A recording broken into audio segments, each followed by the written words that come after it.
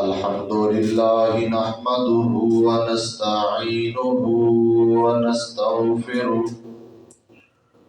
ونعوذ بالله من شرور أنفسنا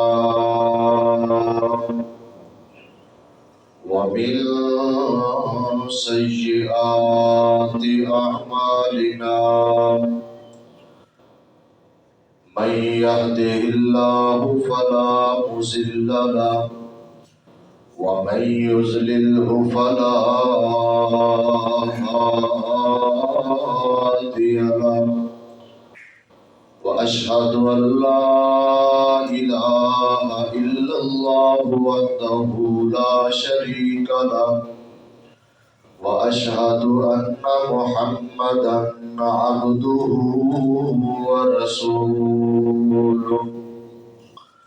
أما بعد فإن خير الحديث كتاب الله وخير الهدي هدي محمد صلى الله عليه وسلم وشر الأمور محدثاتها وكل محدثة بدعة وكل بدعة ضلالة وكل ضلالة في النار.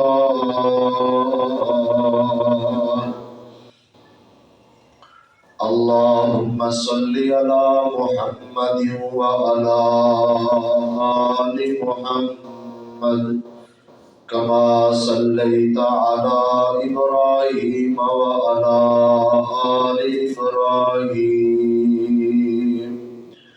إنك حميد مجيد.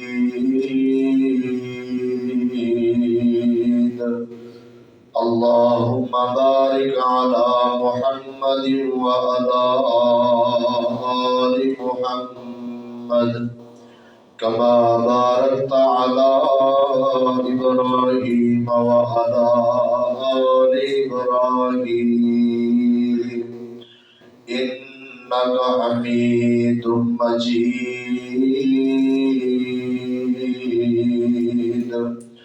قال الله تبارك وتعالى: أعوذ بالله السميع العليم من الشيطان الرجيم.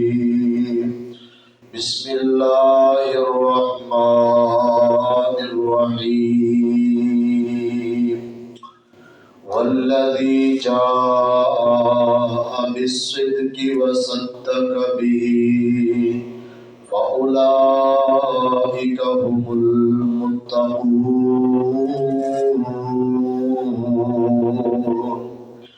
رب اشرح لي صدري ويسر لي أمري واحلل عقدة من لساني يفقهوا قولي.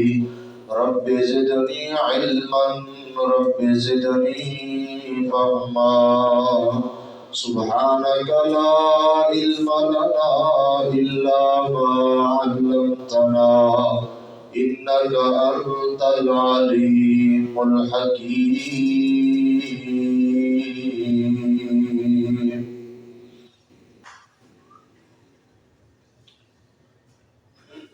ہمہ قسم کی حمد و ثنا اللہ رب العالمین کی ذات پاک کے لیے خاص ہے، جو اس کائنات کا خالق، مالک، داتا اور رازق ہے۔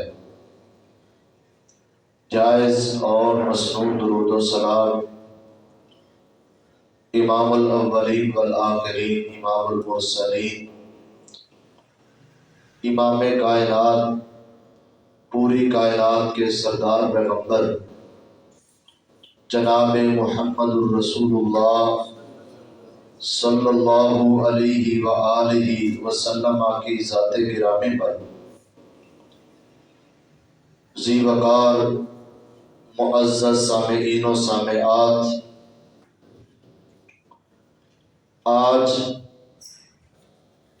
22 جمادی الثانی ہے۔ اس تاریخ کو نبی مکرم صلی اللہ علیہ وسلم کے بعد امت کے سب سے افضل شخص رسول اللہ صلی اللہ علیہ وسلم کے سب سے بڑے جانثار اور سب سے بہترین وفادار آپ کے ساتھی، آپ کے صحابی جناب سیدنا ابو بکر صدیق رضی اللہ تعالی عنہ اس دار فانی سے کوچ کر گئے تھے۔ آج کا دن ان کی وفات کا دن ہے۔ اس حوالے سے سیدنا ابو بکر رضی اللہ تعالی عنہ کی شخصیت کے حوالے سے انتہائی اختصار کے ساتھ 2-3 پہلوؤں پر بات کرنی ہے۔ سیدنا ابو بکر صدیق رضی اللہ تعالی عنہ کی شخصیت ایک ہمہ جہت شخصیت ہے۔ مختصر وقت میں ان کی شخصیت کے تمام پہلوؤں کا احاطہ کرنا یہ ناممکن بات ہے۔ سیدنا ابو بکر صدیق رضی اللہ تعالی عنہ سے تمام مسلمان واقف ہیں۔ تمام مسلمان اہل اسلام، اہل السنہ والجماعہ کے تمام لوگ حضرت ابو بکر صدیق رضی اللہ تعالی عنہ کو بخوبی جانتے ہیں۔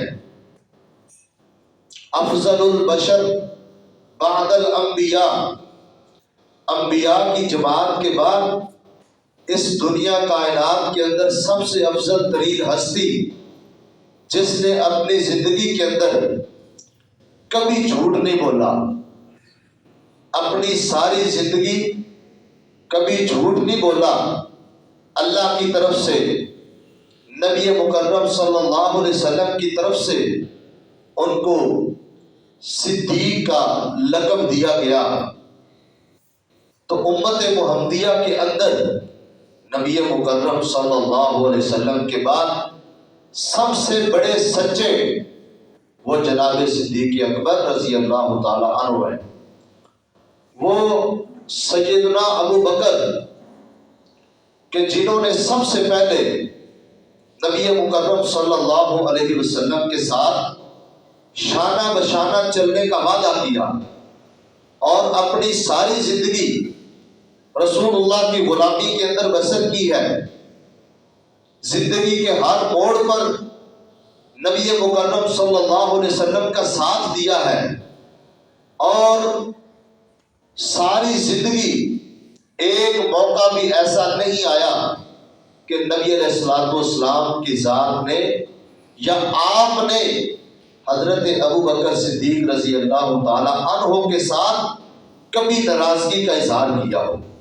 ایک موقع بھی ایسا نہیں آیا، بلکہ ابو بکر رضی اللہ تعالی عنہ کے ساتھ ناراض ہونے والوں کے ساتھ نبی علیہ السلام نے ناراضگی کا اظہار کیا ہے، لیکن یہ ایسی شخصیت جن کے ساتھ نبی صلی اللہ علیہ وسلم نے کبھی ناراضگی کا اظہار نہیں کیا، کبھی ناراض نہیں ہوئے، بلکہ رسول اللہ صلی اللہ علیہ وسلم نے تو یہ فرمایا کہ میں اس دنیا کے اندر تمام احسان کرنے والوں کے احسان کا بدلہ دے کر جا رہا ہوں، لیکن ابو بکر صدیق رضی اللہ تعالی عنہ کی شخصیت ایسی شخصیت ہے، اس کے احسانات کا بدلہ میں نہیں دے سکتا، رب کائنات اس کے احسانات کا بدلہ دے گا۔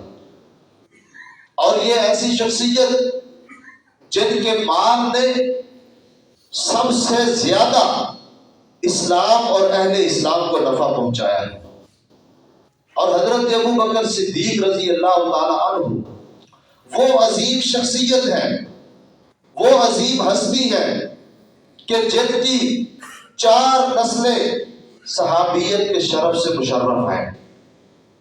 باپ صحابی ہے، خود صحابی ہے، آگے بیٹی صحابیہ، اور اس کے بعد آگے نواسے، نواسیاں یہ بھی صحابیت کے شرف سے مشرف ہیں۔ یہ اللہ تعالیٰ نے تمام صحابہ میں سے صرف حضرت ابو بکر صدیق کو یہ اعزاز بخشا جن کی 4 پشتیں صحابیت کے شرف سے مشرف ہیں، اور یہ عزت، یہ شرف، یہ مقام اللہ نے کسی اور کے حصے میں نہیں رکھا، یہ حضرت ابو بکر کے حصے میں رکھا۔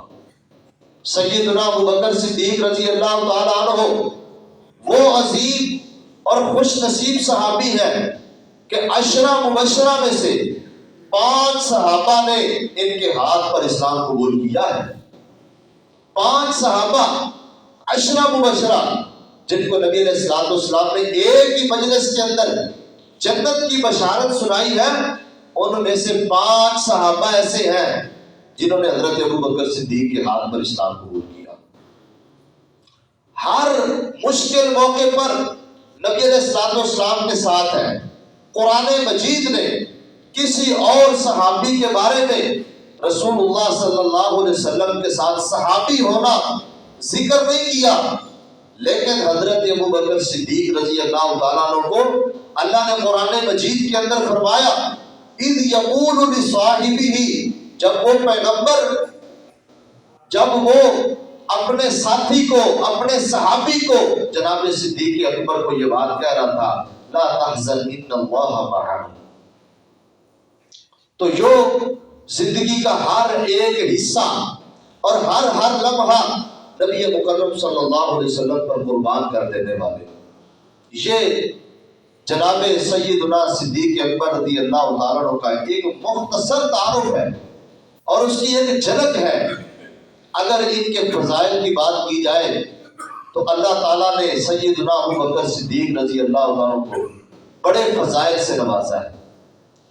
بالاتفاق تمام صحابہ کے اجماع کے ساتھ حضرت ابو بکر صدیق رضی اللہ تعالیٰ عنہ کی شخصیت تمام صحابہ میں سے افضل، تمام صحابہ میں سب سے زیادہ علم رکھنے والے، بصیرت رکھنے والے، نبی علیہ السلام والسلام کے فرامین قرآن مجید کو سب سے زیادہ سمجھنے والے حضرت ابو بکر صدیق رضی اللہ تعالیٰ عنہ، اور نبی مکرم صلی اللہ علیہ وسلم کے سب سے زیادہ تابعدار، سب سے زیادہ متبع جناب سیدنا صدیق اکبر تھے۔ اس کے بہت سارے دلائل ہیں، آپ اس بات سے اندازہ لگا سکتے ہیں کہ جب نبی مکرم جناب محمد الرسول اللہ صلی اللہ علیہ وسلم کی وفات ہوئی ہے، اس سے پہلے آپ اسامہ بن زید کی قیادت کے اندر فلسطین کے علاقے کی طرف جہاد کے لیے ایک لشکر روانہ کر چکے تھے، جس کی قیادت جناب اسامہ بن زید فرما رہے تھے۔ کبار صحابہ ان کے زیر قیادت جا رہے تھے، اور حضرت ابو بکر صدیق رضی اللہ تعالیٰ عنہ بھی انہی کے زیر قیادت، حضرت عمر جیسے کبار صحابہ وہ بھی انہی کے زیر قیادت جا رہے ہیں۔ نبی علیہ الصلوۃ والسلام کی وفات ہو گئی ہے، اسامہ بن زید کا لشکر وہیں ٹھہر گیا۔ آپ کی وفات کے بعد حضرت ابو بکر صدیق رضی اللہ عنہ کو لوگوں نے مشورہ دیا، جس وقت وہ خلیفہ بن گئے، کہ آپ اس لشکر کو نہ بھیجیں، اس کو روانہ نہ کریں۔ کیوں؟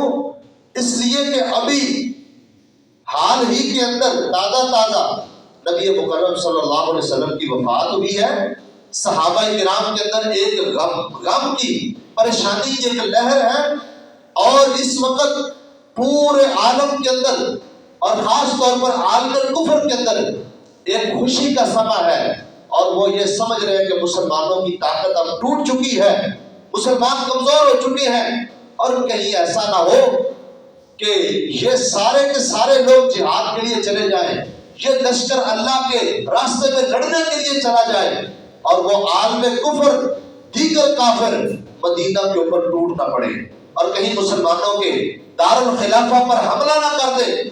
اس طرح کے مشورے جناب سیدنا ابو بکر صدیق کو جب دیے گئے، انتہائی مشکل حالات، بہت تنگی ہے، لیکن حضرت ابو بکر صدیق رضی اللہ تعالیٰ عنہ نے کیا فرمایا؟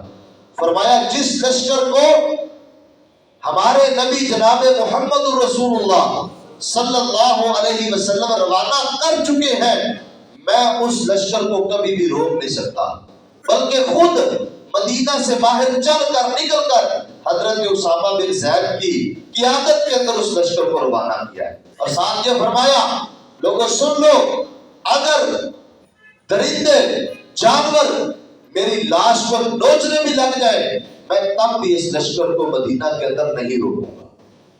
یہ ان کی جرت بھی ہے، بہادری بھی ہے، نبی علیہ الصلوۃ والسلام کی اتباع اور اطاعت بھی ہے، اور اپنا عقیدہ، نظریہ، سوچ، فکر اور عمل رسول اللہ صلی اللہ علیہ وسلم کی کس قدر ساتھ مطابقت رکھتا ہے۔ فرمایا جس لشکر کو نبی علیہ الصلوۃ والسلام نے بھیجا ہے میں اس کو کبھی بھی نہیں روکوں گا۔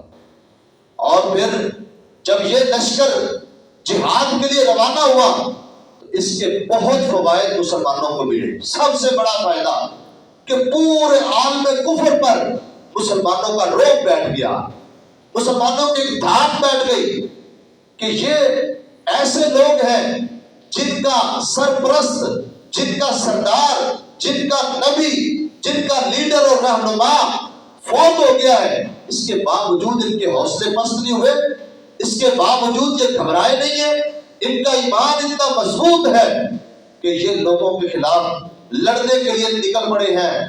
اس کا اتنا بڑا فائدہ ہوا، اس لشکر کی روانگی کے بعد خلفائے راشدین کے دور میں، مسلمانوں کے سنہری دور میں کسی کافر کو جرأت نہیں ہوئی کہ وہ مسلمانوں کے خلاف پیش قدمی کر سکے۔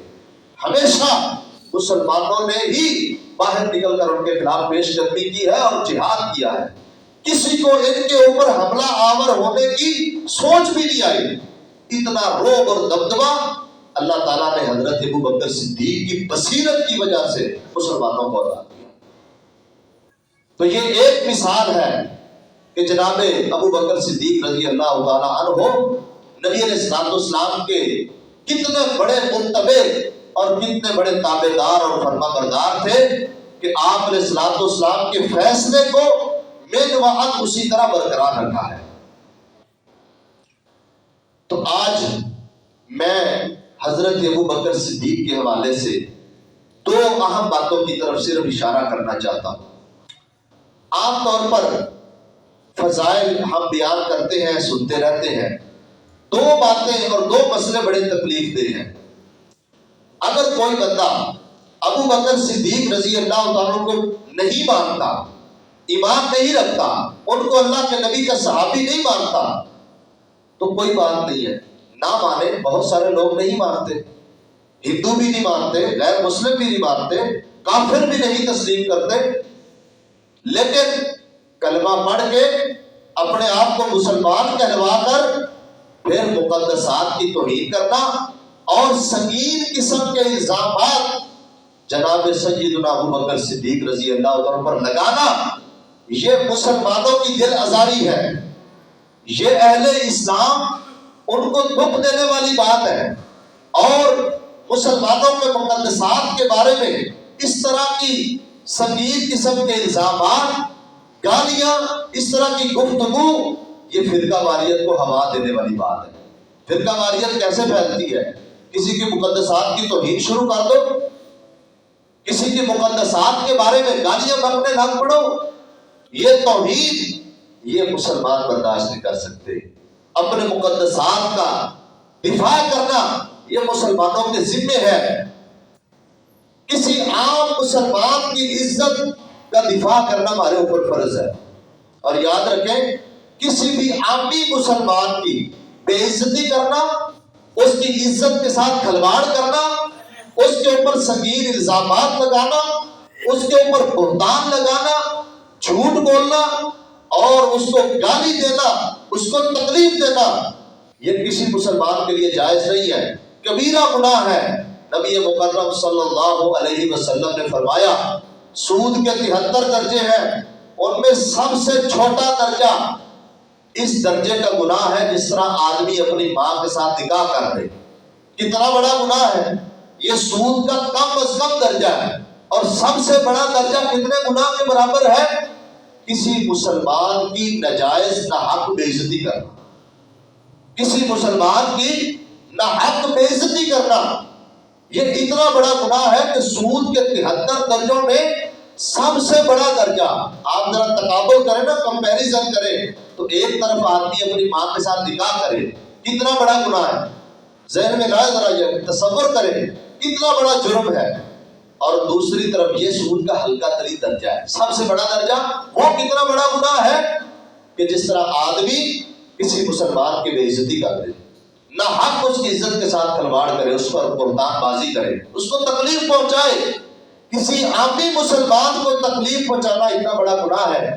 چل جائے کہ امت کی سب سے عظیم ہستیاں صحابہ کرام، جن کی سچائی، جن کی عفت، جن کی عصمت، جن کے ساتھ رضامندی اللہ تعالیٰ اس کا اعلان قرآن مجید میں کرتا ہے، ان کے اوپر سنگین قسم کے الزامات لگائے، نعوذ باللہ ان کو غاصب کہا جائے، ان کو ظالم کہا جائے، کتنا بڑا الزام ہے۔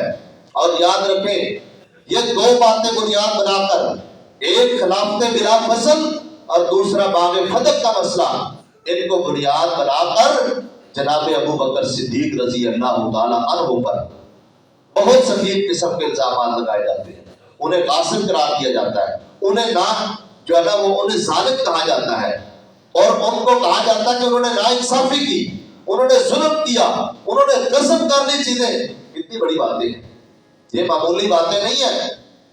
آج جو ہے نا کسی جج پر کوئی بندہ بات کر دے، اس کے اوپر توہین عدالت کا، حد کے عزت کا دعویٰ دائر کر دیا جاتا ہے، اس کے خلاف سارے قانون حرکت میں آ جاتے ہیں۔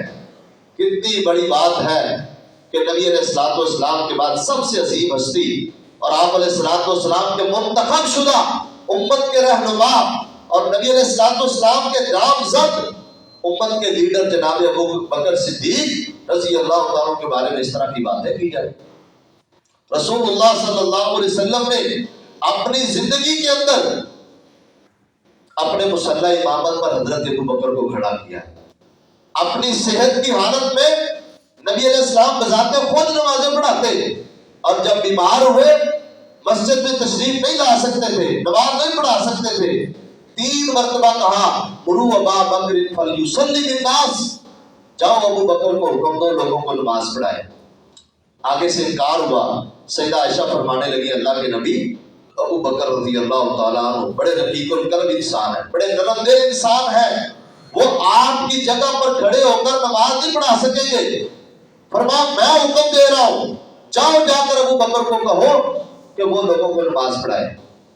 سختی سے انکار کیا، حالانکہ حضرت عمر کا آپشن پیش کیا گیا، ان کو کہہ دیجئے، نہیں مانے۔ فرمایا حضرت ابو بکر کو کہو لوگوں کو نماز پڑھائے۔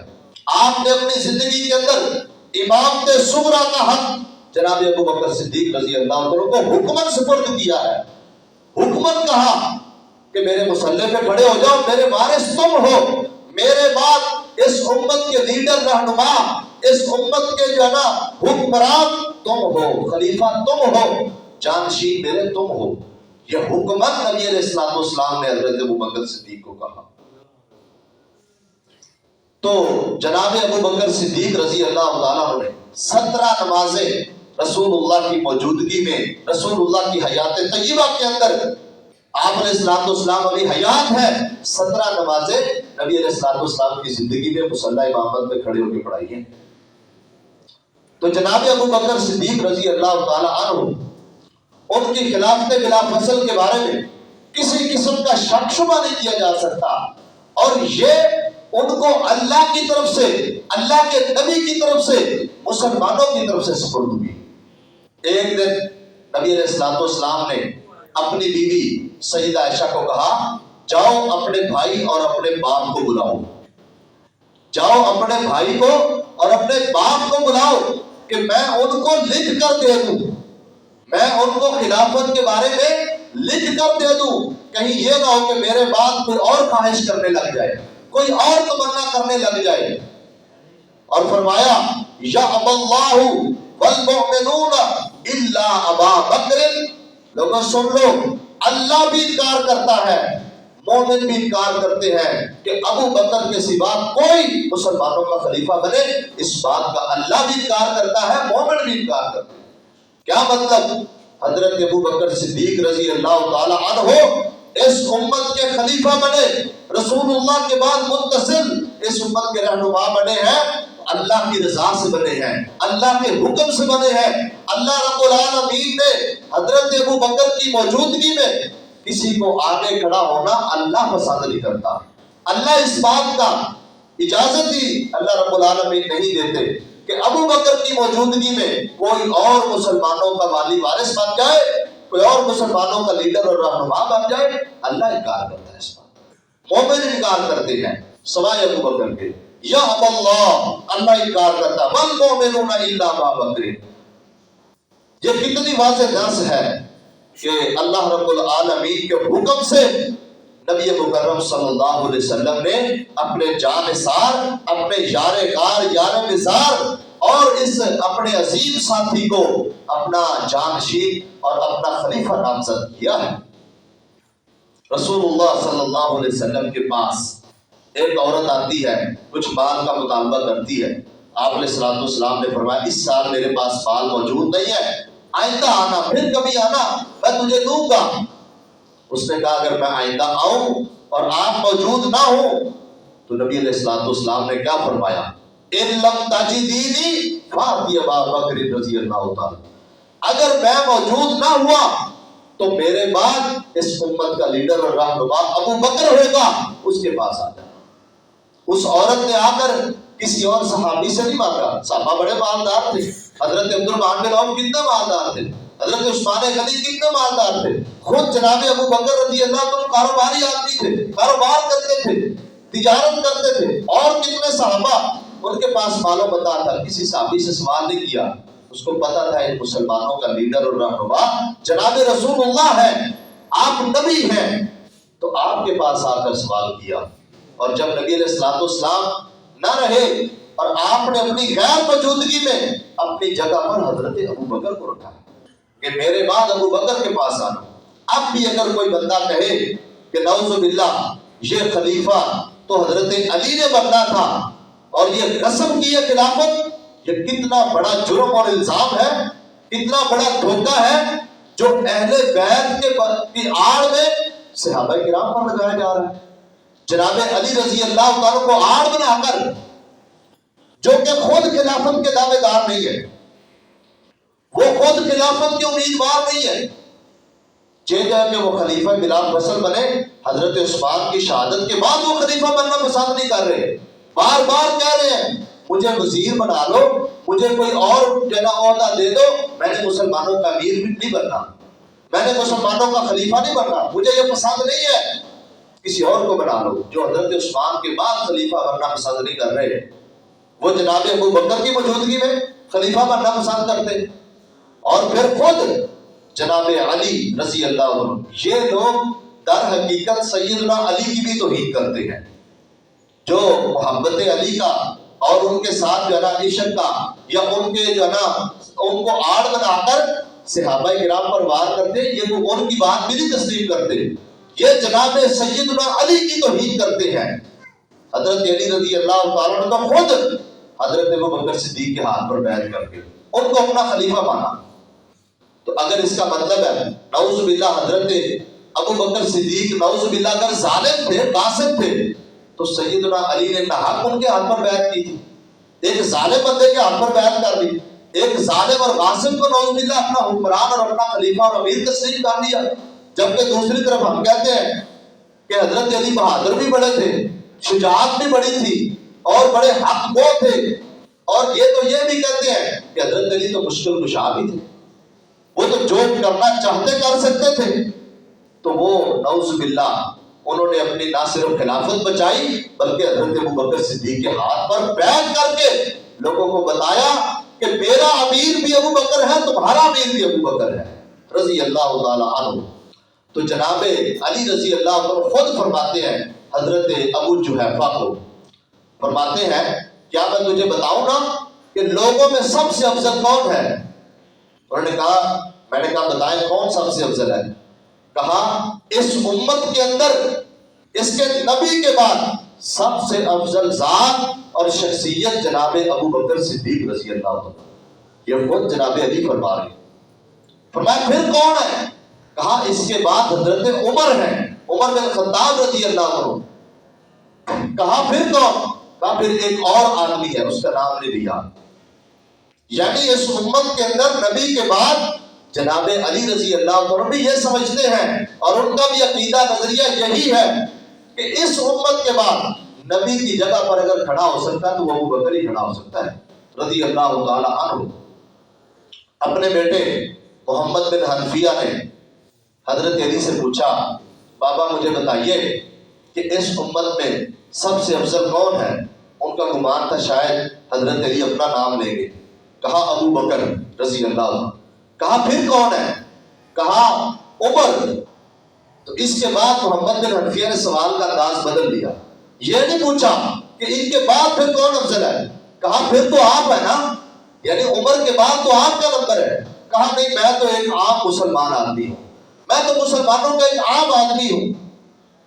یہ حضرت علی رضی اللہ عنہ کی عاجزی، انکساری اور حق گوئی اور جناب ابو بکر صدیق رضی اللہ عنہ کی افضلیت کا، ان کی افضلیت کا اعتراف یہ لوگ بھی تسلیم کرتے. ہم کیسے مانیں گے یہ حضرت علی کو ماننے والے ہیں؟ اور کس طرح ہم تسلیم کر لیں کہ یہ جناب حضرت علی رضی اللہ عنہ کے ساتھ سچی محبت کرتے ہیں؟ یہ تو حضرت علی کے گستاخ ہیں، ان کے بھی نافرمان ہیں اور ان کی بات بھی ماننے کے لیے تیار نہیں ہے. اور الٹا جو ہے نا وہ ان کے اوپر بھی الزامات لگاتے ہیں، جناب ابو بکر پر بھی الزام لگاتے ہیں. اگر یہ لوگ حضرت علی رضی اللہ عنہ کی بات کو صحیح تسلیم کرنے والے ہوتے اور ان کے ساتھ سچی محبت کرتے تو جناب سیدنا علی رضی اللہ عنہ کی سیرت پر عمل کرتے، ان کا راستہ اپناتے، جو راستہ انہوں نے اختیار کیا وہ راستہ اپناتے. انہوں نے تو اپنی لائن ہی بدل لی ہے. ایسے لوگوں کو حضرت علی رضی اللہ عنہ نے کہا تھا میری وجہ سے اس امت کے دو گروہ جہنم کے اندر جائیں گے. ایک وہ جو میری مخالفت یعنی میری توہین کرنے والے اور مجھے کافر کہنے والے، اور دوسرے وہ لوگ جو میری شان کے اندر غلو کر کے مجھے اللہ کے ساتھ ملانے والے. یہ کون لوگ ہیں معاشرے کے اندر جو علی مشکل کشا علی کا نعرہ لگاتے ہیں، جو حضرت علی رضی اللہ عنہ کو خدا سے بھی افضل قرار دے دیتے ہیں؟ وہ تو یہ بھی کہتے ہیں نعوذ باللہ انہوں نے تو نبی کو بھی نہیں بخشا، نبی علیہ الصلوۃ والسلام کی توہین کی. کہا جبریل نے آنا علی پر تھا، بھول کر نبی پر آ گیا. کتنی بڑی گستاخی ہے. جو اس حد تک پہنچ جائے تو ہم ان کو کیسے جو ہے سمجھیں کہ یہ واقعہ نہیں بڑا درد رکھنے والے ہیں. ایک یہ الزام اور سفیر قسم کا الزام حضرت ابوبکر پر لگاتے ہیں جس کے مطابق میں نے چند دلائل آپ کے سامنے رکھے ہیں. دوسری بات کہتے ہیں جی جب سیدہ فاطمہ رضی اللہ تعالی عنہ حضرت ابوبکر صدیق کے پاس جو ہے نا وہ حق لینے گئی تھی، وہ وراثت کا مطالبہ کرنے کے لیے، وہ فدق کی حاصل ہونے والی زمین اس سے اپنا حصہ مانگنے کے لیے گئی تو حضرت ابوبکر رضی اللہ تعالیٰ نے نہ دیا، انکار کر دیا.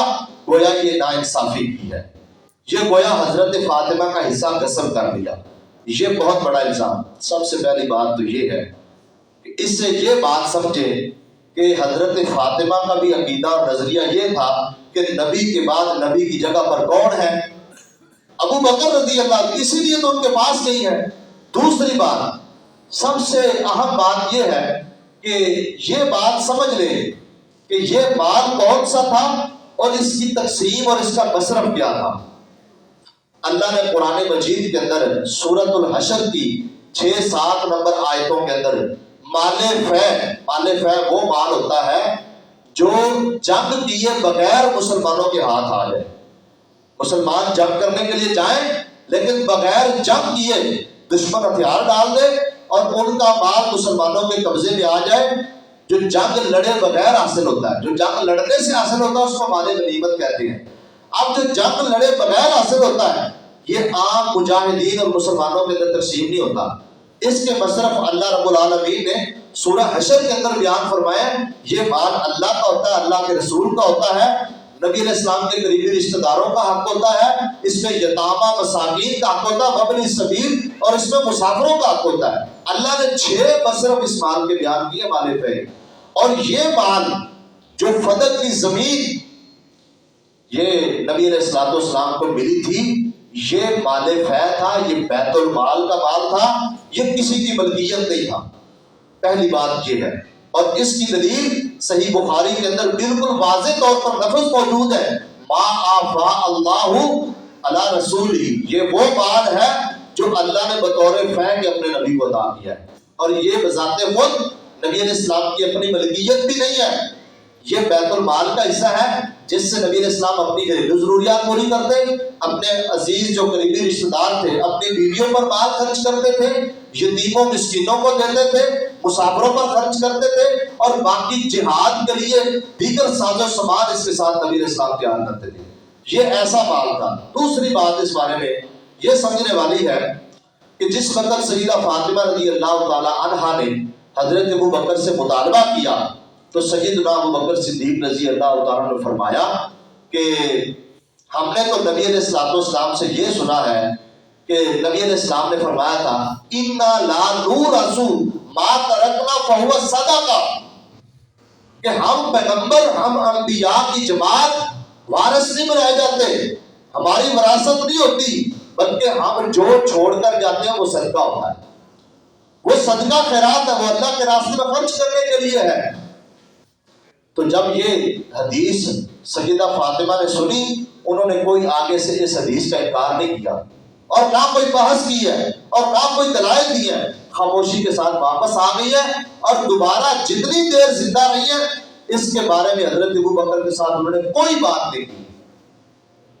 اس کا مطلب ہے سیدہ فاطمہ نے جب اپنے والد کی، اپنے بابا کی حدیث سنی ہے تو ان کو سمجھ آ گئی کہ یہ مال ہماری وراثت نہیں ہے، اور نبیوں کا مال وراثت نہیں ہوتی۔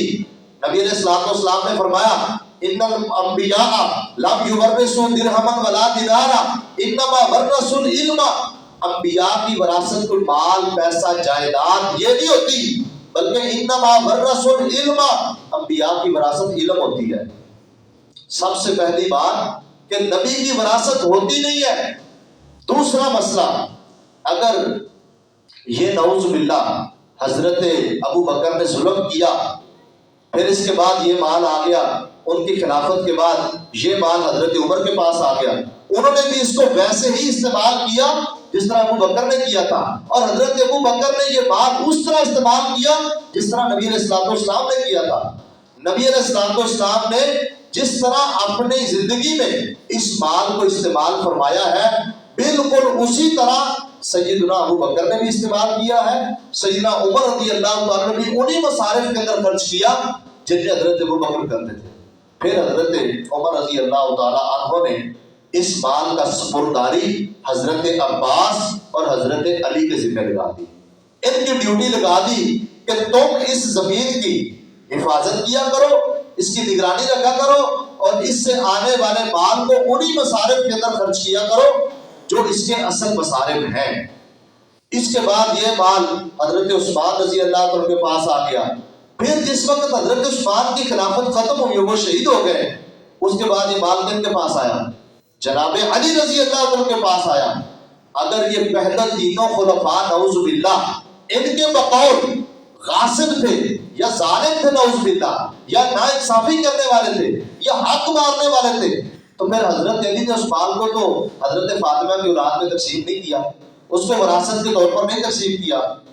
اگر حضرت علی رضی اللہ تعالیٰ عنہ نے پہلے نہیں کیا تو جب با اختیار بنے ہیں، جب خلیفہ بنے ہیں، تو انہوں نے اس مال کو تقسیم کیوں نہیں کیا؟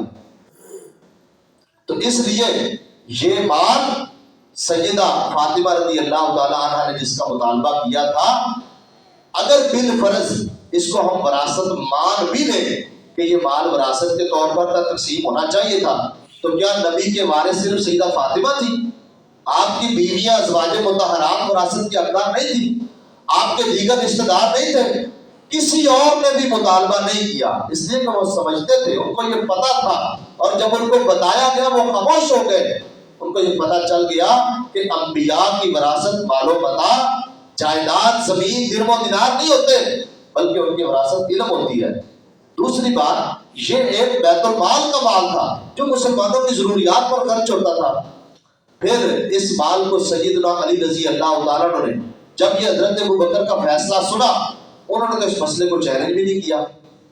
اگر حضرت علی حق گو تھے، بہادر تھے، شجاع تھے، انہوں نے اس بات کو چیلنج، اس فیصلے کو چیلنج نہیں کیا، بلکہ خاموشی کے ساتھ تسلیم کر لیا اور یہ مان لیا کہ بالکل جناب ابو بکر کا فیصلہ درست ہے اور بالکل صحیح انہوں نے فیصلہ کیا ہے۔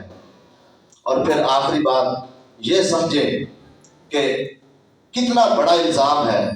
حضرت ابو بکر صدیق رضی اللہ تعالیٰ خلیفہ بننے سے پہلے کاروبار کرتے تھے، حالت اچھی تھی، مال و متاع تھا، لیکن جب وہ خلیفہ بنے تو علل اعلان یہ سب کے سامنے اعلان کیا کہ آج کے بعد میری ذمہ داری مسلمانوں کی جو ہے نگہداشت اور ان کی نگہبانی پر میری ذمہ داری لگا دی گئی ہے، میں اب مسلمانوں کا امیر اور خلیفہ ہوں، تمہارا چنیندہ اور تمہارا منتخب کردہ، تمہارا ایک خادم ہوں، اب میں کاروبار نہیں کر سکتا، میرے پاس اتنا وقت ہی نہیں ہے، لہذا اب ابو بکر اور اس کے اہل خانہ کی ضروریات بیت المال سے پورا ہوا کرے گی۔ حکمران بننے سے پہلے مالی حالت اچھی ہے، حکمران بننے کے بعد مالی حالت دیکھ لیں کمزور ہو گئی ہے۔ اور پھر جس ابو بکر نے دین اسلام کے لیے اپنا سارا مال نبی علیہ السلام کی جھولی میں لا کے رکھ دیا ہو، وہ حضرت فاطمہ کا حق نصب کرے گا، وہ نہ حق مال کھائے گا، کتنا بڑا یہ الزام ہے۔ اس لیے ایسے لوگ قطعاً نہ حضرت علی کے وفادار ہیں، نہ حضرت فاطمہ کے وفادار ہیں، نہ یہ اہل بیت کے وفادار ہیں، اور نہ یہ ان کے تابع دار ہیں، یہ ان کے بھی دشمن ہیں، یہ صحابہ کے بھی دشمن ہیں۔ انہوں نے اپنے نظریے اور عقیدے کی بنیاد کسی اور چیز پر رکھی ہوئی ہے۔ اللہ تعالیٰ سے دعا ہے کہ اللہ کریم ہمیں صحیح معنوں میں ان چیزوں کو سمجھنے کی توفیق عطا فرمائے۔ اللہ تمام صحابہ کرام کا عزت، ان کا احترام اور ان کی عزت کا دفاع کرنے کی توفیق عطا فرمائے۔